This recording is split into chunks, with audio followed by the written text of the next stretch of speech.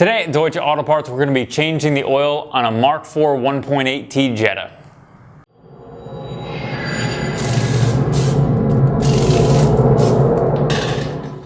Now on our 1.8T Jetta, we're going to be using Liquimoly Oil. This is a 5-liter jug.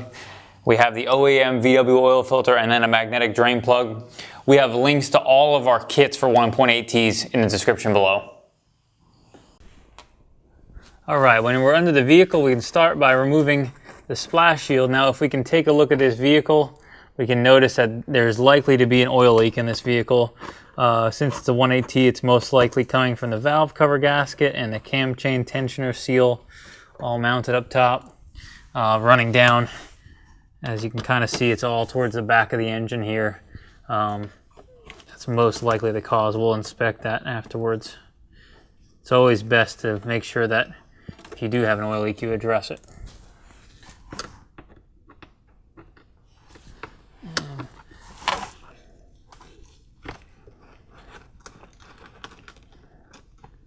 And you want to make sure you hang on to it so it doesn't fall on your head.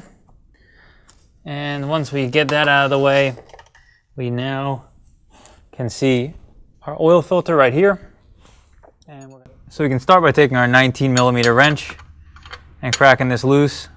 And we've already pre-loosened it, and we're going to thread it out. Now, you're going to want to just thread it out by hand, but this particular one seems like maybe it's been maybe it's not in the greatest shape, the thread, so sometimes you gotta spin them out by a ratchet.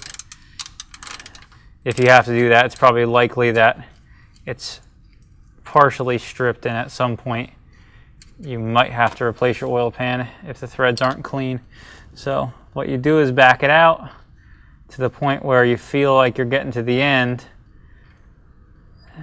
and make sure you got your pan ready. And you'll see it'll start to dribble out, and as you see, it's loose here, and we can just pull it away. Now we can reinstall our drain plug. We are going with our magnetic drain plug to make sure you catch any contaminants in the engine, any metal shavings or things like that. And you're going to make sure if you're not putting a new drain plug, which is what you would probably recommend, is either this one or a new Volkswagen drain plug, then you should make sure you're replacing the gasket on the drain plug, because they are not generally intended to be reused.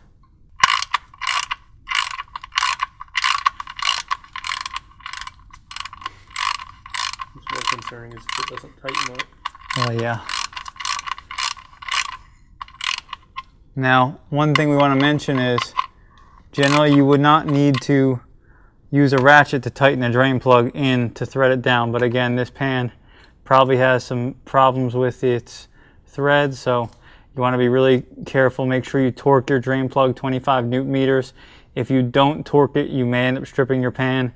Again, as we said, this pan we already know has problems with threads, so there's a potential it could strip anyway, even though you torque it.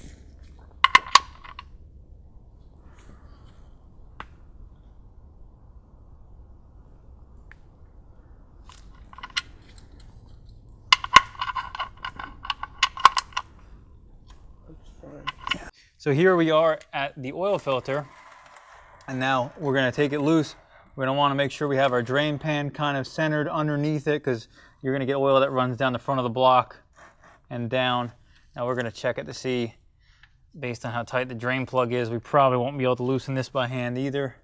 Someone was bare clawing it up, this whole thing. So we can grab our oil filter pliers and loosen that up.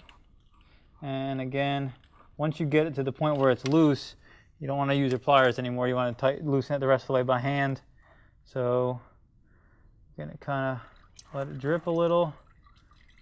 And again, keep in mind this oil filter is full of oil, so as you bring it down, it's going to lose oil. So best to keep it as vertical as possible when you come down.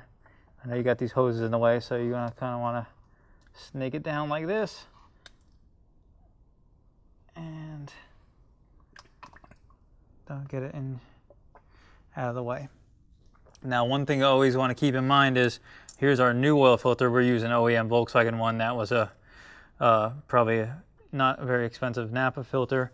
And this gasket right here, you want to make sure that it's not stuck on the oil filter housing up there, because if it is, you may miss it and tighten your filter up, and it will stay in there, and then eventually it will loosen up and oil will explode everywhere and you'll have a bad day. So we also, one thing I like to do is take something and clean up the filter housing just to make sure that it's clean and you get a good seal. Yeah. And once you do that, it's good to maybe take a little bit of oil, even if it's dirty oil, and just take it, put it on your oil filter, and lubricate the O-ring to make sure that you get a good seal against the filter housing.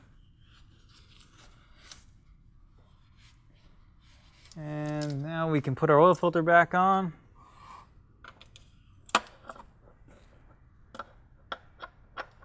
And just spin it on.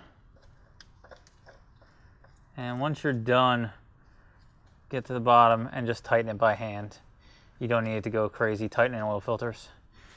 And we can clean up any excess oil we have here.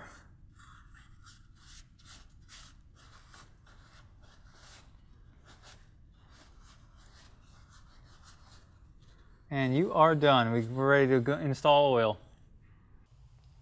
Now we are going to pour our oil. It's always best to pour from the side. We are using our 540 Liquimoly oil.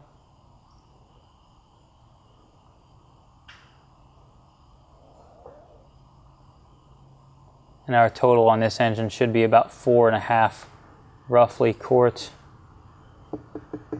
Keep in mind these are liter bottles. So now we're going to put the rest in.